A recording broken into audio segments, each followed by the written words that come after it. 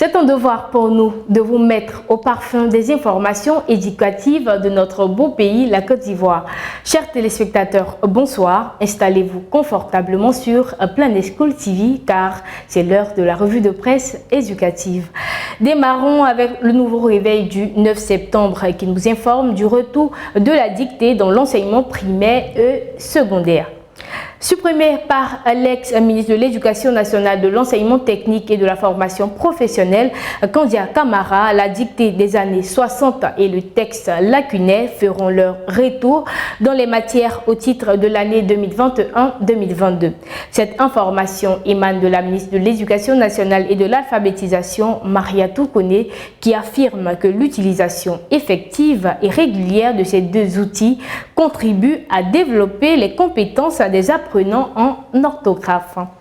Cap sur le rassemblement qui a titré le 8 septembre. Mariatou Kone fera ses recommandations ce jeudi concernant la prochaine rentrée scolaire. La ville de Bouaké accueille aujourd'hui la traditionnelle grande réunion de la rentrée scolaire 2021-2022 au centre culturel Jacques Aka. Cette rencontre entre le corps éducatif sera l'occasion pour la ministre de l'Éducation nationale et de l'alphabétisation, Mariatou Kone, de décliner les grands axes de la nouvelle année académique, dévoiler la répartition du quantum horaire, des congés, du thème de l'année et autres. Parlons de construction d'écoles à Bongouanou. Le président de la mutuelle de Nzoueko-Koré félicite la première dame Dominique Ouattara d'après le jour du 8 septembre. La première dame de Côte d'Ivoire, Dominique Ouattara, ne cesse de multiplier des actions dans le domaine de l'éducation. Elle a offert un bâtiment de 3 classes muni de bureaux et de 3 logements pour mettre à la population d'un coût global d'environ 77 millions le 4 septembre dernier.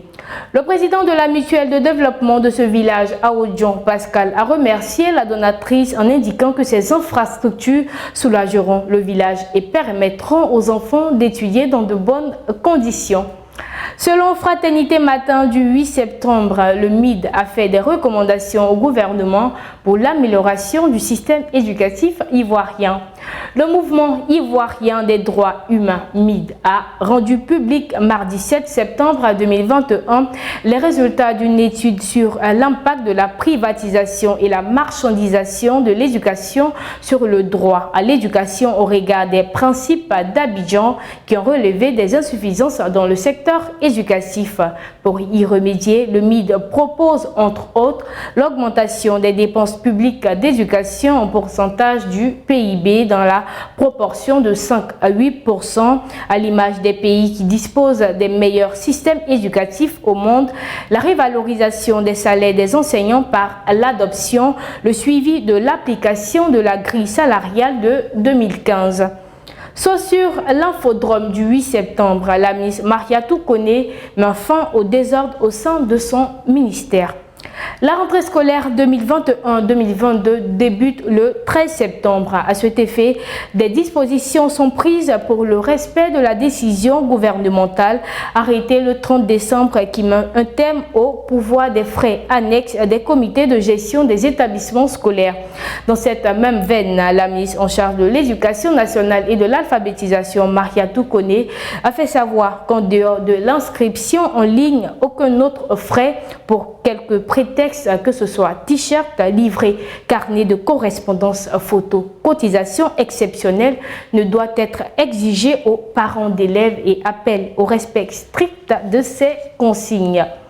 Voilà pour la revue de presse de ce vendredi 10 septembre. Pour plus d'informations éducatives nationales et internationales, suivez-nous sur planetschoolmagazine.net et sur nos différents réseaux sociaux. Bon week-end!